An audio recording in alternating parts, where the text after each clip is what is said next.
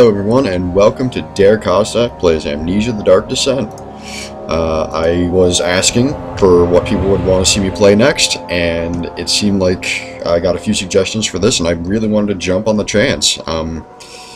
I have played some of this game, so disclaimer, I'm not going to be jump scared by everything that's in here, but there is going to be a point later in the game where I'm not going to be totally up to it. Some things mustn't be forgotten. The shadow hunting me. I must hurry. My name is Daniel. I live in London at Mayfair. What have I done? This is crazy. Don't forget. Don't forget. I must stop him. Focus. My name is... I am Daniel.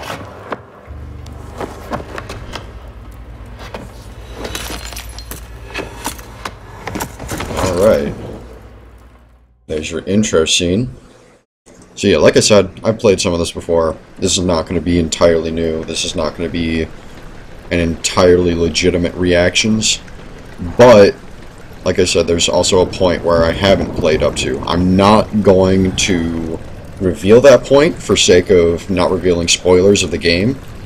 So anybody who's watching this and who's never seen it before, don't worry, I'm not going to ruin things. I'm going to keep the storyline cohesive. Now, of course, if you're watching this and somehow still not hoping for spoilers and wanting to play this game yourself, realize that it's going to be nothing like it should be if you first watch someone play through it and then decide to go play it yourself. You're meant to get some level of legitimate reactions, but you will not get that if you're just kind of fucking around and watching somebody else play this game. I wonder if I can move the tinder. Oh wow, I can a little bit. Did not know that. Alright. I don't believe there's anything in that closet, so we'll just go ahead and move forward.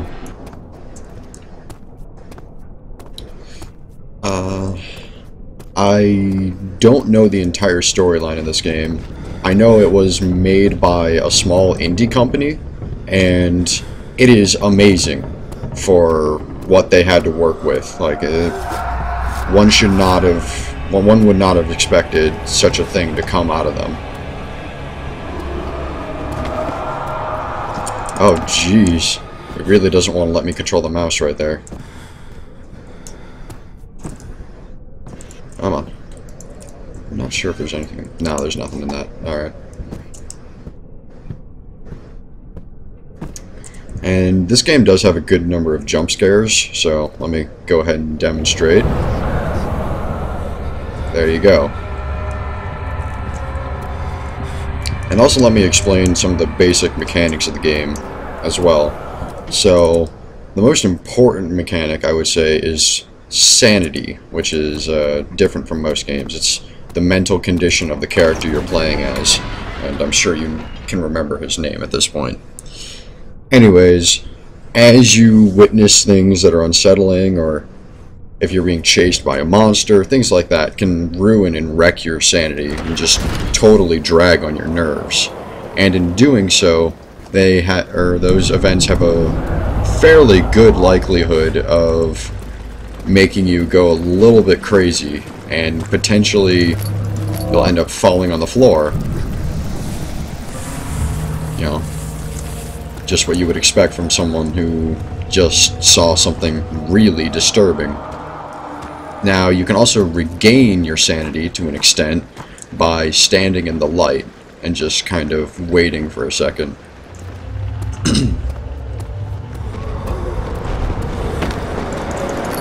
Give me my lantern. I don't care for your tricks. Give me my lantern. And my tinder. I want that tinder. I'm gonna light the biggest fire ever.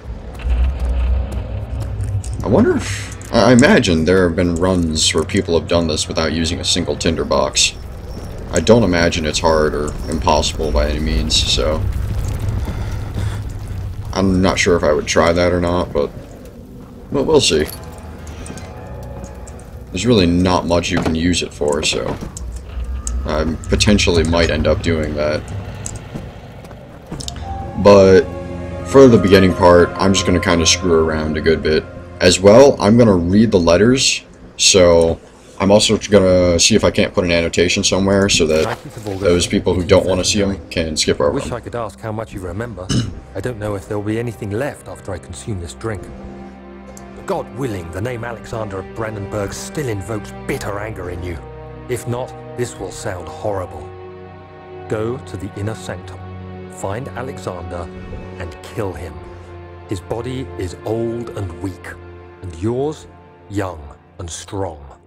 He will be no match for you. Redeem us both, Daniel. Descend into the darkness where Alexander waits and murder him. Your former self, Daniel. So, if you can't tell, you're playing as a character that has pretty much entirely lost his memory. He doesn't know what he's doing or really why he's doing it, and along the way, you get to pretty much uncover that puzzle. As well, there are a good number of, I wouldn't say terribly complex, but a good number of puzzles throughout the game that you'll have to pass in order to go forward. And, of course, you know, I'll try and show all of them. If I end up taking way too long on a puzzle, I'll probably edit some stuff out. But, for the most part, I want to leave as much of the gameplay as possible. Is it inside the castle? In a manner of speaking. Come, bring the lamp. You've been to the refinery, have you not? I don't believe I have. Is it connected to the... what did you call it? The inner sanctum. My most precious chamber, Daniel. And it lies well beyond the refinery. In fact, it lies beneath the very stone of Brandenburg.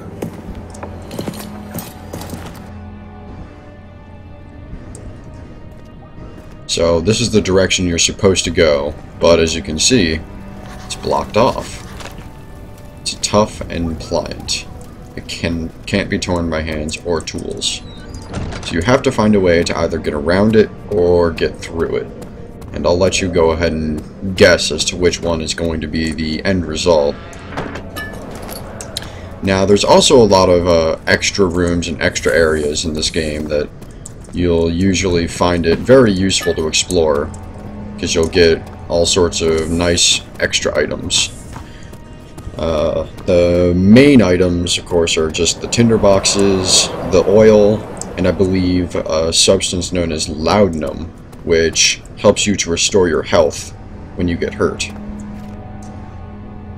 No, actually, I don't think I remember where I'm supposed to go first, but luckily I can maybe find it in mementos. Sort of organic tissue. Okay. I don't think... Well, let's go ahead and go to the laboratory first. Like I said, I'm going to read all the text that I find in the game. I'll also put annotations to the point you can skip to in order to skip me reading the text. So if you do not want to see me read the text, you can just go ahead and find whatever annotation I put wherever and skip to the next point. Okay. So we move onwards into the laboratory. Or maybe laboratory, depending upon how you like to pronounce things. You want to be fancy, call it laboratory. I don't give a shit. Just do what you do. And occasionally you will hear voices just speak without really any text or anything around it, so I'll try to remain quiet for all the voiced parts, but I'll go ahead and talk when there's a note that does not have voice to it. Like this one, for instance. Chemical relocation. The lack of chimney to properly vent the fumes from my most recent experiments has taken its toll on many of my less stable ingredients in storage. Some seem unaffected, but many are stained by the fumes and will be difficult to salvage. I shall do what I can and move them to the wine cellar. It seems like Daniel's going kinda crazy. I remember, is there something down here? Yes, yes there is. Unfortunately, I can't remember the name of what that thing is, but you can be certain it's a thing. There should be more Cooperite. Let me see. And one part Aquafortis.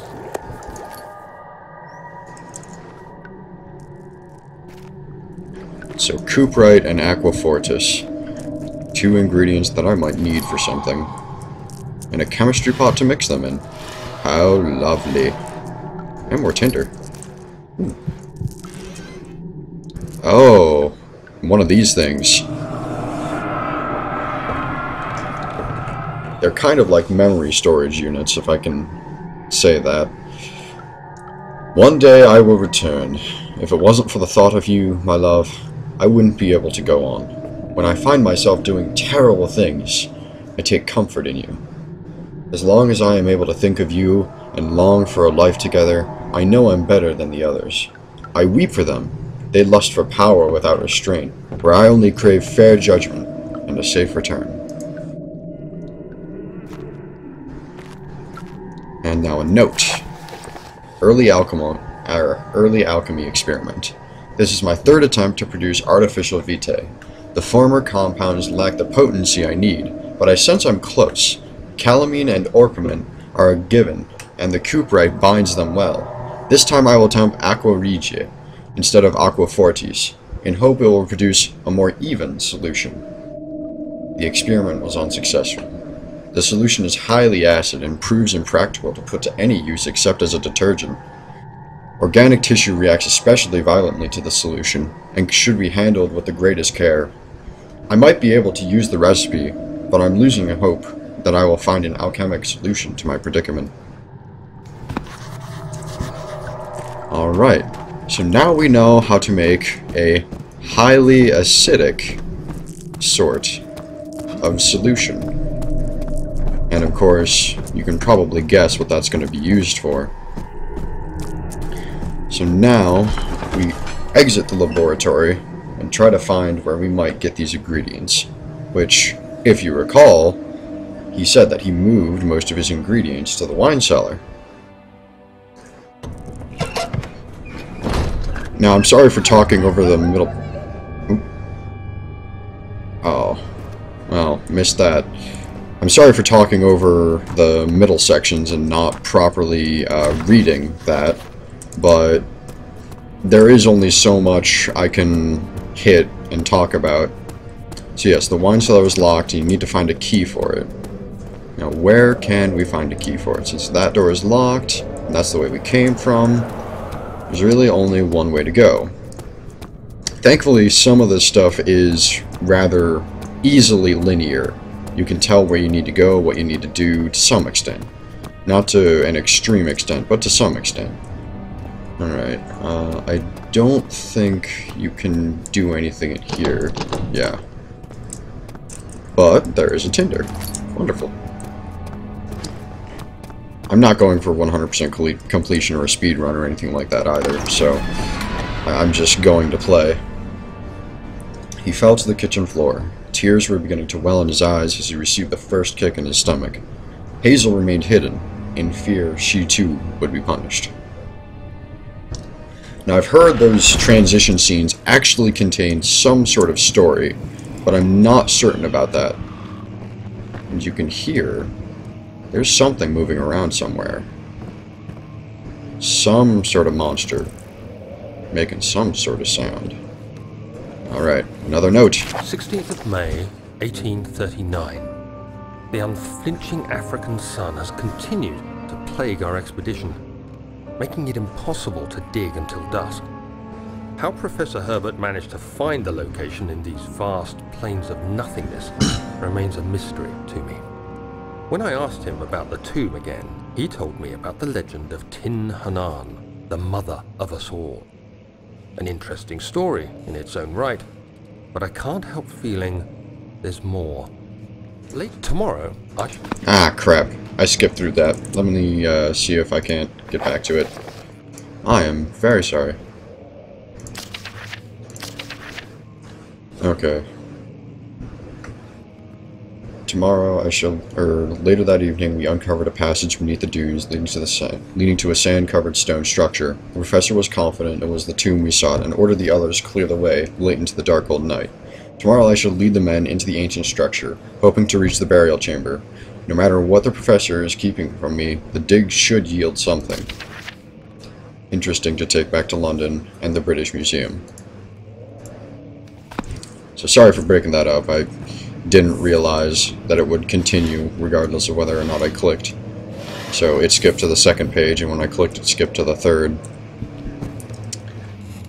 But I'll try for the most part not to talk over any of the actually voice acted parts. I want those to remain key and in the game, or in the video.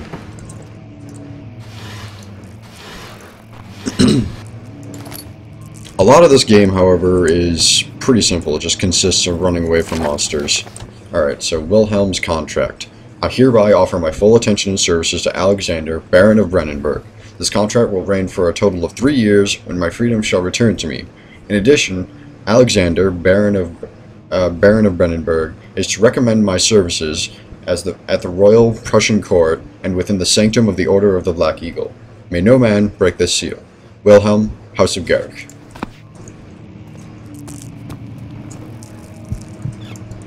But yes, I'll try not to talk over the scenes that are already voice acted, and beyond that, the gameplay is mostly running away from really big and scary enemies, things like that, as well as having unsettling crap just happen straight before your eyes. Alright, so let's see what is back in here. Locked. Alright. Open, open, open. Studio. And there you hear the monster. Ugh. Although, for the moment, I think I'm safe. 17th of May, 1839. My hands tremble as I write. I feel a need to document my tribulation, for I fear that my memory will fail me if I linger. Today, I took some men and ventured into the dark, ancient passage we uncovered. Our torches burned faintly in the murky air as we slowly made our way underground. The men were superstitious and fearful. They argued loudly, and I felt their strange language getting to me. I mustered my strength and yelled at them to continue down the slopes and broken steps. The crudely carved passage confused me. It looked much older than the 4th century structure we had expected. The twisting path emerged into a great antechamber. The walls were lined with statues unlike any I'd ever seen. Despite their unearthly quality, I felt a strange familiarity toward them, which haunts me still. At the far end of the chamber, a great slab of stone sealed off whatever lay ahead.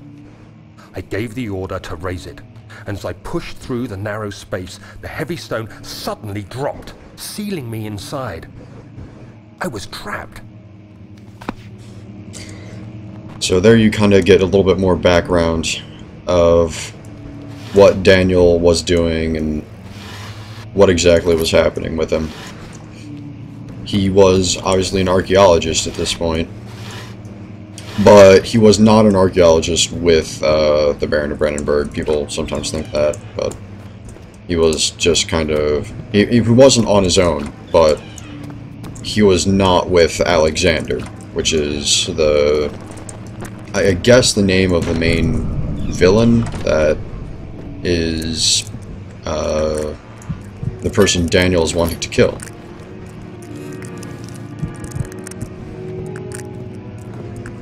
You remember that piano? Yeah.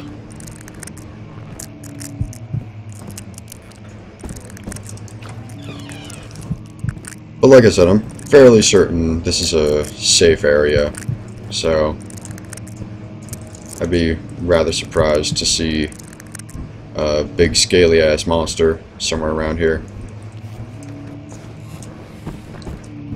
So we'll keep moving forward. I'm hearing him all over the place, but seeing him is an entirely different matter. I'm pretty sure if you're quick enough, though, in this area, you can actually catch a glimpse of him. Provided that you're not, you know, totally running around and hiding.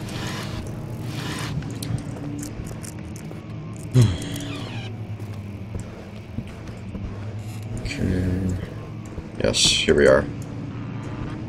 More stuff. I still don't have a key, though. However, there was a second piano. Yeah. That's right. And now, suddenly, a collapse. I believe I know what that note's gonna do, so just give me a second here to get everything. And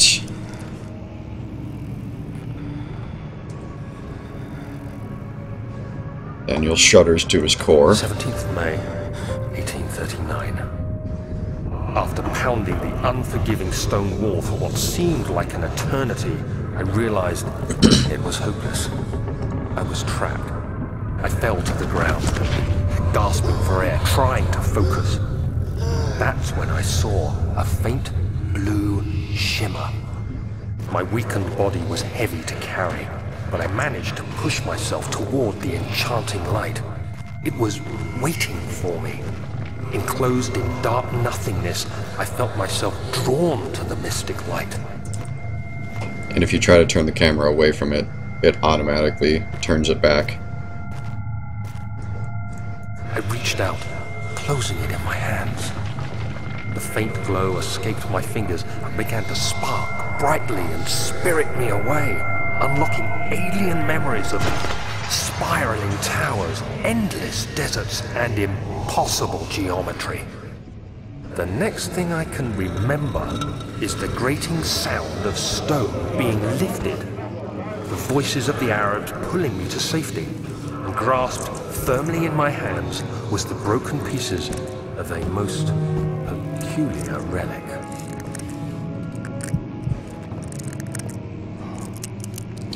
Alright. So, that's a good intro to what was going on with Daniel before he came here. So now we have his relic in hand. Well, not in hand, but he has his knowledge of the relic and a misunderstanding to what it does. You activate the first one. You hear that? If it stops, you'll have to start over. Isn't all this a bit excessive? You can never be too careful, Daniel. So, what you have to activate are actually these books. I believe you have to push it in? I thought you had to pull it out. There you go. And I believe there's at least one more? Maybe two? Come on. There we go. Number 2. And number 3. There we go. Awesome. That opens that door. And I believe it might unlock that door, but I'm not certain about that.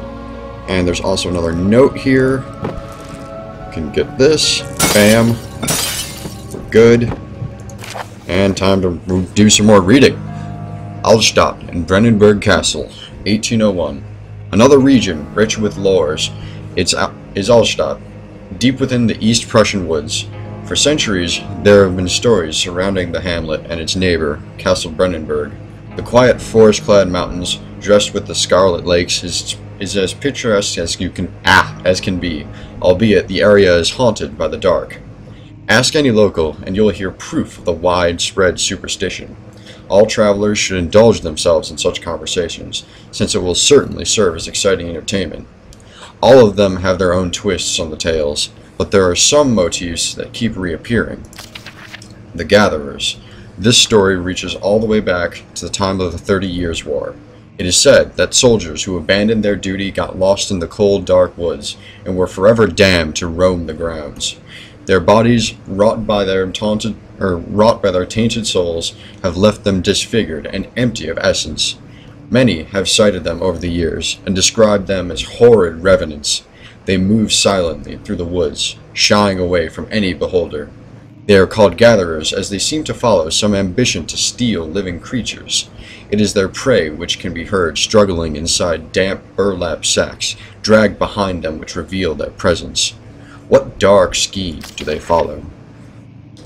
Actually, I think I'm not going to read this entire thing, but I'll go ahead and skip through the pages and you can pause if you want to read those. This one is actually somewhat relevant, so I'll let you go ahead and hopefully read that.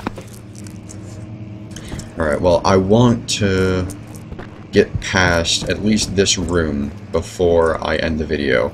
And that's going to mean that this video is going to be a little bit long, but I think it'll be worth it for it not to be feeling incompleted. I definitely don't want to leave a cliffhanger. So regarding the closing of the wine cellar, Wilhelm and his fools have endangered my research long enough with their absent-minded handling of the human vessels. The sheriff is keeping a watchful eye on the forest and is killing my trusty servants. It's just a matter of time until they follow the trail to Brennenburg. I need to lock Wilhelm and his men up to avoid further investigation from the public. The wine cellar will therefore be sealed off until the matter has been handled. Either the king's men leave, or they will starve. Whatever comes first, they can rot for all I care. Maybe I'll feed them some wine. It would, in a sense, solve both of my problems. Alright, and the key, and you hear the monster having broken open the door, but you cannot find him. You cannot see him. Unless he's right there. I caught him. And he got away. So, like I said, this is kind of a safe area to begin with. But I don't think most people should realize and know that fact. Especially if you're playing the game.